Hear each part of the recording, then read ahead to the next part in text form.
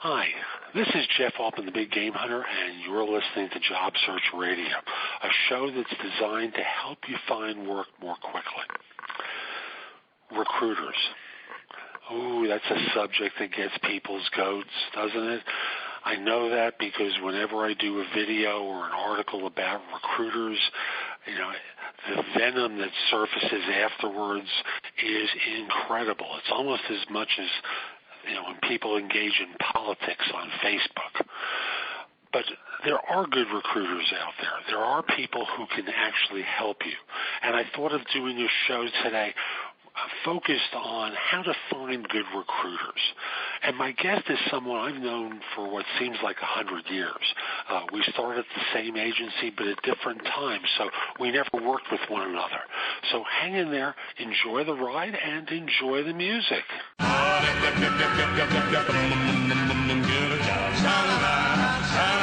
Are you looking for a new job or interested in leveling up?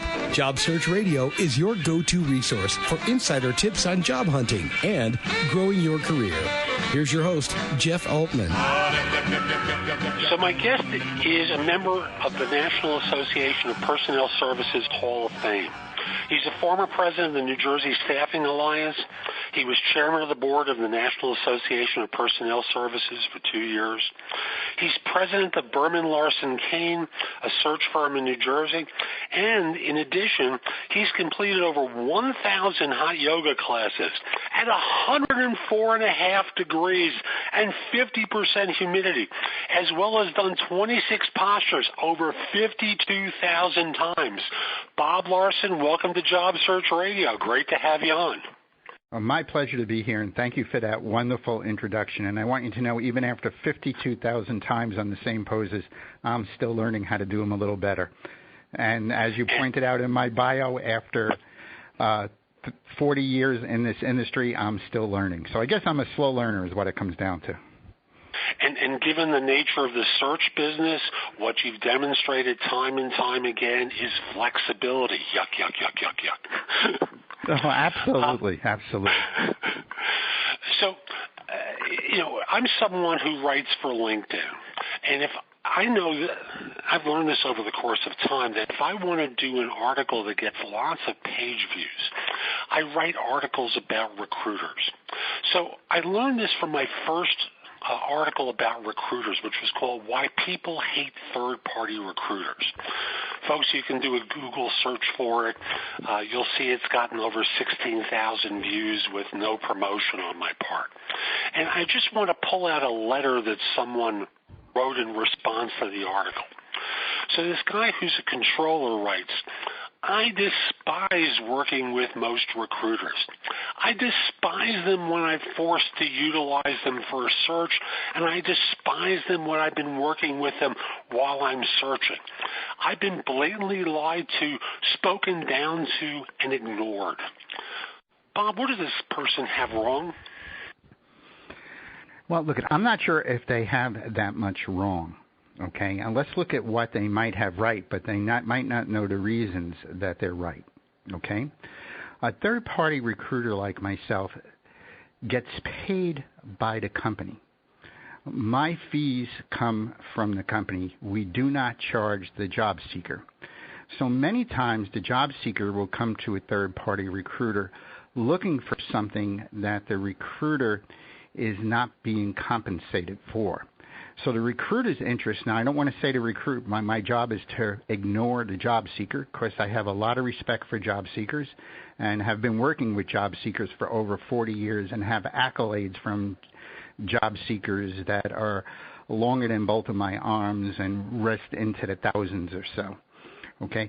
However, how I allocate my time and where I have to focus is on what my clients are looking for. So although I can help a job seeker with some coaching, some resume critiques, that's not my primary purpose. My primary purpose, and any third-party recruiter's primary purpose, is to find the job seeker that has the combination of skills and personality that their client is looking for. So I think if you understand how a third-party recruiter is compensated, you as a job seeker will find a better way to make that third-party recruiter work for you. So I have to apologize for people in my industry that might be obnoxious and shut this person down. But that's totally uncalled for. But I think that sometimes the job seeker can be obnoxious to the third-party recruiter. And just one more thing, and I'm sorry to go on a little long on this. From the company side that this letter mentioned as I listened to it, usually a company comes to a third-party recruiter when their internal sources cannot generate the right candidate. If their internal resources cannot generate that correct candidate, it's a very expensive proposition for the company to come to a third-party recruiter. So what that person is feeling, the pain they're feeling, is from both ends, and I think it's a real pain. I agree, and I agree with your take on how the expectations that people have of who a third-party recruiter works for are diluted. As someone who does coaching, as I do, there are people who come to me all the time, and they'll say, "Hi, could you look at my LinkedIn profile?" And spend 2 hours writing. What's implied is spend 2 hours critiquing the profile, send it back to me, and do it for free. Mm-hmm. Or they send me their resume, and in no way, shape, or form are they giving the hint of any qualifications for the job, but they expect a response. Why? It's spam. Do we respond to Viagra ads? I don't do that. Do you, Bob? No, I don't. But I think it's sort of like if you were to make a parallel comparison to the real estate market. The person who's buying the house is usually out there roaming around looking at houses, but someone else paid that transaction fee, which is the homeowner. So the person who gets the listing kind of wins no matter who buys the home. But the home seeker, might not get the advice they want from the person who's selling the house because that's not within their interests. It's not a perfect parallel, but to understand where compensation comes from will determine sometimes where a person's focus is. Now, that being said, let me come back and double talk for a second. Okay? As a third-party recruiter, my job is to win over the confidence of the job seeker and to make sure that I can give the job seeker the correct advice to land the job with my client. So I walk a fine line between what the client wants and what the job seeker brings to the table. And my job is to get them to see it together where the combination of the two will add value to both the job seeker and to the hiring authority. So I don't want to minimize the job seeker, but if a job seeker doesn't have the right skills that my client is looking for, the amount of time we can spend with that person as a third-party recruiter is limited. Okay? I think this is where the real estate parallel is perfect, and that is when you are selling your home or buying a home, there's a very clear seller agent. As a matter of fact, there's a contract that you sign that calls attention to the fact that the person representing the home is functioning as a seller's agent. And that's how recruiters are. We are sellers' agents. And to do the transaction, to sell the house, we obviously have to respect the interest of the buyer. However, ultimately the person who writes the check is the one who we pay attention to, because after this job hunter is gone, we still have to maintain the relationship with the firm that's writing the check to us. Mm-hmm. So I think that's really where the parallel works perfectly in home sales, is the notion of the seller agent versus the buyer agent. And unfortunately, with buyer agents in recruiting, sometimes they're relatively inexperienced. They're not quite sure of what they're saying, and they make mistakes of omission or commission. Mm-hmm. I might add something on that, too, that the recruiter, in representing the client, sometimes is working on limited information too. So some of those faux pas that letter referred to are done in innocent. And I'll give you an example. Right now we're working on a search for a bilingual HR person with manufacturing in the pharmaceutical industry. So you can see how many specifics there are they're looking for. And yesterday I had a candidate interview there, and it turns out that they told the candidate they want the person has to be available to cover 3 shifts at different times. Now, that was not in the original job order. That was not in my prep when I went out to meet with the client to understand what they were looking for. And this sort of emerged later on. So there's lots of variables that can come into play, and no one can cover it 100%. And from the client's point of view, I always say this. I have a product, which is the candidate, that has a free will.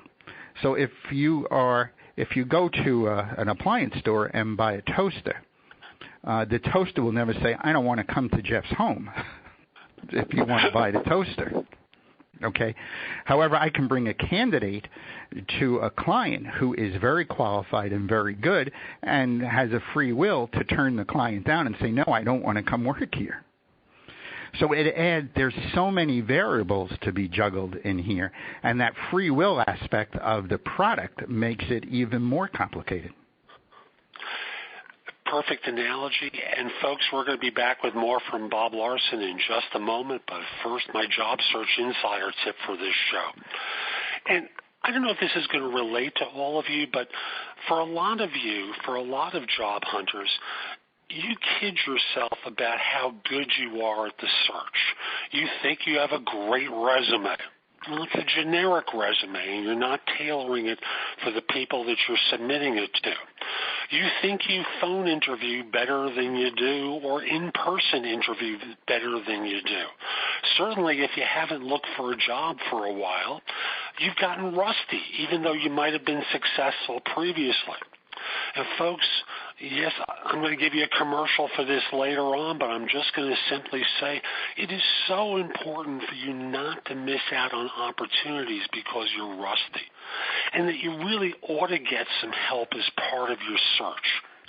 So whether you watch my videos at my website, thebiggamehunter.us, or contact me about coaching or to ask me questions, it's better to be proactive than to walk out of an interview or to not get a phone call that you should have because you made some sort of tactical mistake or a strategic error that's going to cost you something that you really want.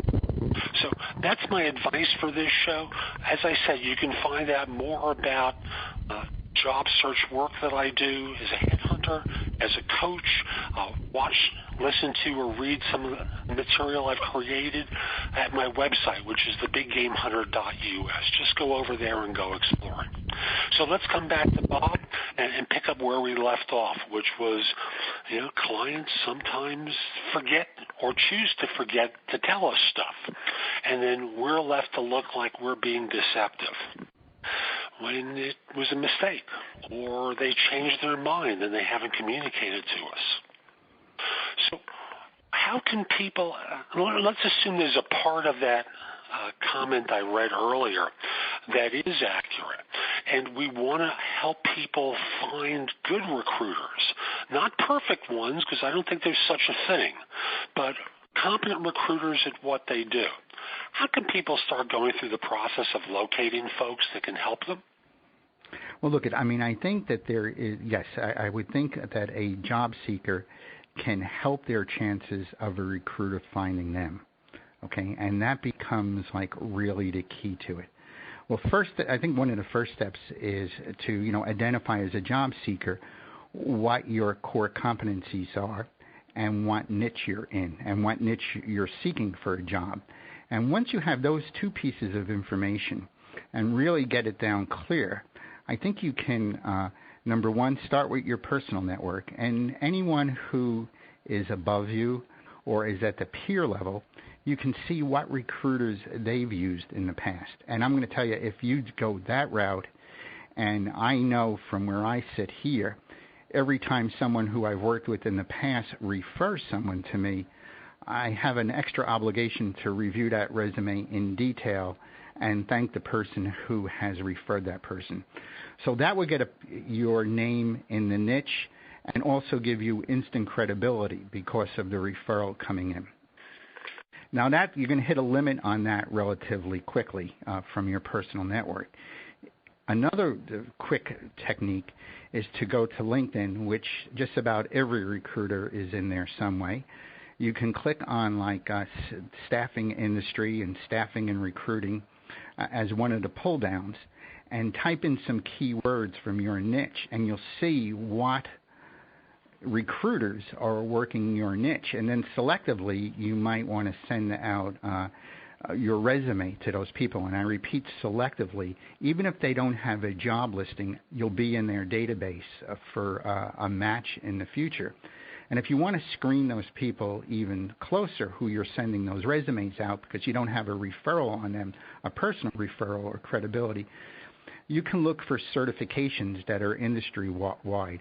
Like the National Association of Personnel Services has recruiters sit for various exams. And if you see the word CPC or CTS after a person's name, you will know that they really understand employment laws and know how to navigate the system for you.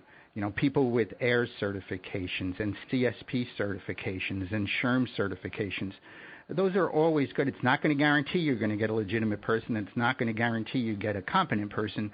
But people in the industry who have enough invested in the industry to sit for these certifications, I think it adds to your guarantee. I'm going to pause for a second. You mentioned SHRM. That's SHRM. What does that stand for? Society of Human Resource Managers. It's an enormous organization. An enormous organization just about every HR person I know around is a member of that organization. And there are local county chapters, state chapters, and of course national chapters within that. You mentioned an AIRS certification. What's that? The AIRS certification means that the recruiter has been trained in being able to really navigate huge databases and knows how to set up extensive search screens to be able to find you, the job seeker. Thank you. I'm going to ask you about two more, CPC and CTS.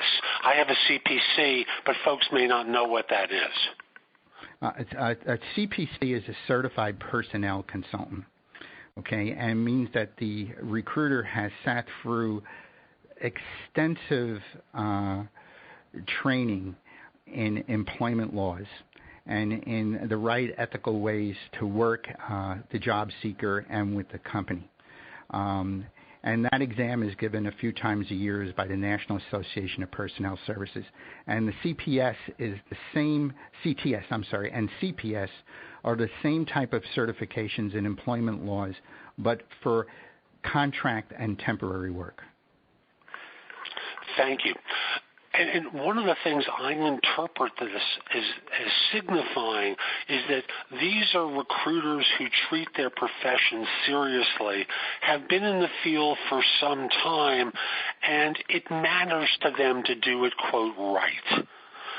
Is that how you interpret it, or is there a different level of appreciation? Yes, I would think that, it's sort of like if you choose an accountant. You want an accountant that's a CPA.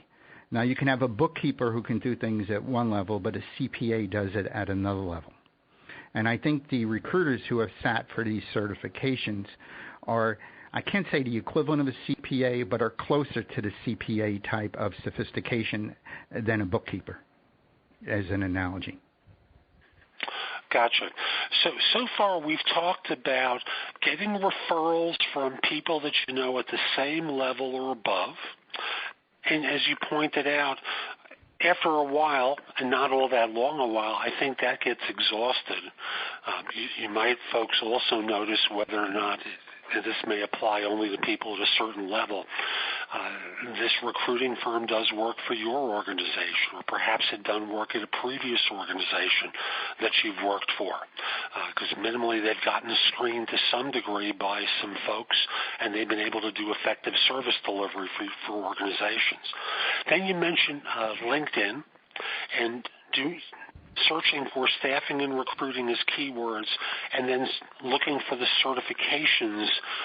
And I'm going to say for your, and that's the HR certifications, the recruiting certifications, and search professionals who work in your field. Yeah, I mean, just throw in not only your field, but some key words that are part of your core competencies. So if you're for example, when you do something like that, you're going to get a recruiter who either has that in their bio, that they place CPA accountants for the nonprofit industry, or that they have a job listing that matches that within their LinkedIn profile. And so all of a sudden now you have a lead to a recruiter that would probably have a vested interest in learning more about you. Nice. Very, very nice. What else can people be doing to find individuals who are better than that description we spoke about earlier? Well, look, I think I have to say this in defending the industry.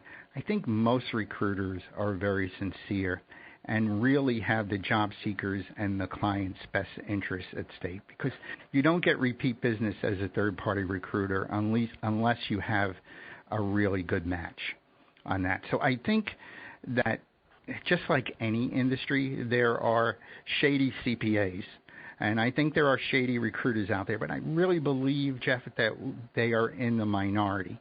And, maybe I have a jaded view of that, but because of the National Association of Personnel Services, and we would have national conventions where thousands of recruiters would show up, I would say the majority of them were really sincere, okay, competent people.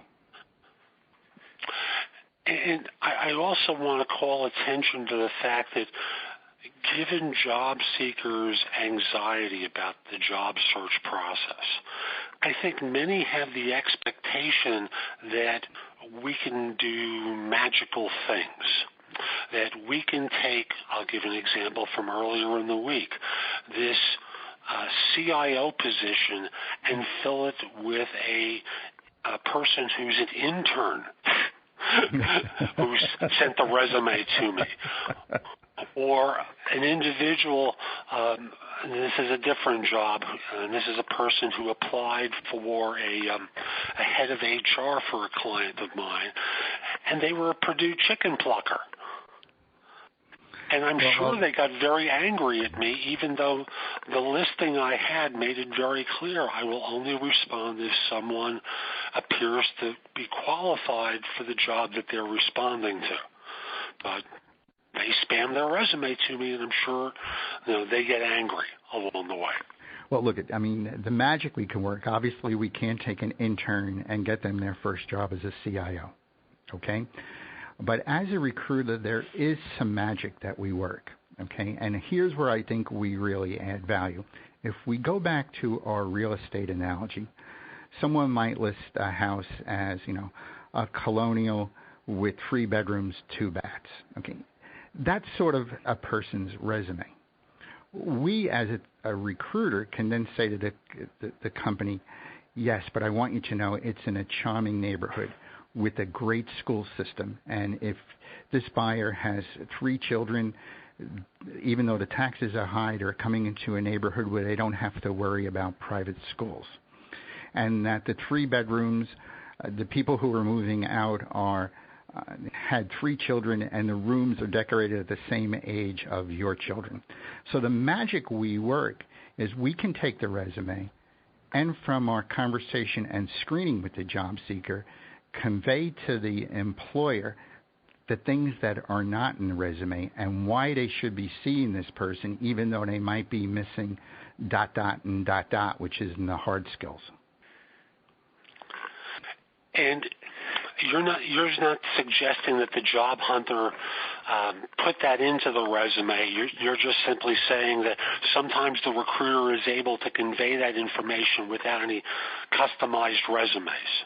Well, look at. I mean, when you come back, no one puts in their resume. They're inarticulate and can't talk. Look at their shoes before they look at you. Okay. And they're a renegade too, not a team player. But as a recruiter, we can turn around and say, here from my interviewing, here is my assessment of the person, and they have a wonderful personality and great eye contact, and what's on that resume is totally valid. And totally, I believe in this person that they can do the job. So there becomes the magic is worked more in increments than it is in an intern becoming a CIO. Does that make sense? Of course. One other thing I wanted to ask you about, building on this last theme, is the training that recruiters get. And I'm not talking about our CPC or CTS or SHRM member, but the average recruiter. What sort of training do they get in order to get on the phone and start placing people? Well, it's a non-licensed profession, so there is no formal training that is needed. It really depends on the actual employer or agency that they're working for, what kind of training they receive. So to answer your question, on one level there is no training. On another level, within a certain firm, the training could be extremely extensive. And as I said right in the beginning of my bio there, I've been doing this for almost 40 years, and I'm still learning. I've been doing it never for 45. Me too. And there's always some new twist to the industry and some new thing going on that I better get my arms wrapped around very quickly if I'm going to add value to my clients. Folks, Bob and I have known one another for almost as long as each of us has been in the business, and we keep running into one another like every 8-10 years, have wonderful conversations, and I think this is just another example of them. Bob, thank you so much for making time today. How can people find out more about your firm, the work that you do, and such? First of all, it's my pleasure to reconnect with you and share maybe one crumb of wisdom that I hope someone took from this show. But basically, they can find me at JOBSB as in boy, L as in Larry.com. So it's www.jobsbl.com. And it's pretty extensive, and there are all sorts of job seeker tips on there. There's a section for employers on how to select an agency to work for them. A copy for free of my ebook. And I believe if you really dig it down deep, there is a video of my 1000th yoga class that the studio did. So, look at it. This industry is exciting. I have to say that what gets me up every morning and keeps me doing this for almost 40 years is the smile I see on the job seeker's face and on the employer's face when I'm able to make the right match. And that is sort of like, there are three things in a person's life that are very important: where they live, their relationship status, and where they work. And to be able to put 40 years into one of those key things that a person looks for, where they work and what their profession is, has been reward in itself.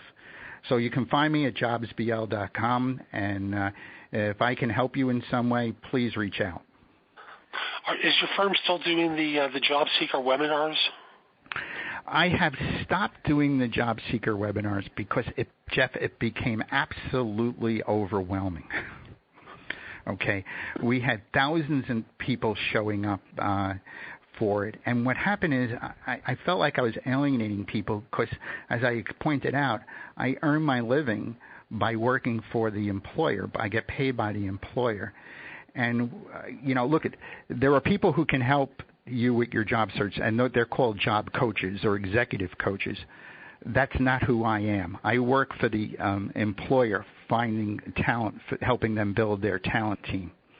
So we stopped the job seeker webinars probably about a year ago because it just became overwhelming. And again, I felt like I was alienating more people than not because I couldn't find the time or the energy to continue to talk to them and keep my business going. Thank you. I was just curious because I remember seeing it on the website some years ago. Yes, yeah, and it was a very rewarding thing, but it ran its course. I think there's rebroadcasts out there all over the web somewhere if someone wants to dust them off and look at them. Thank you. And folks, we're going to be back next time with someone else who's going to be here to help you try and find work. I'm Jeff Altman, the Big Game Hunter, and I want to remind you, visit my website, thebiggamehunter.us. There's a lot of content there that will help you find work more quickly. Also want to mention that if you have a question about job search, you are not alone. Most people do, but make the mistake of reaching out to the wrong people for advice. You know, friends, family, former managers, people who know a little bit more than you, sometimes less, but speak in an authoritative kind of way. Instead of doing that, reach out to me either through my website, and you'll see a tab on the top that says something to the effect of, do you have a question about your job search? Or you can reach out to me through prestoexperts.com, where I'm a job search and career coaching expert. Be happy to help you. Be happy to answer your questions. I'm Jeff Altman. Hope you have a great day. Take care. For more job search advice, visit Jeff's website at thebiggamehunter.us. That's thebiggamehunter.us.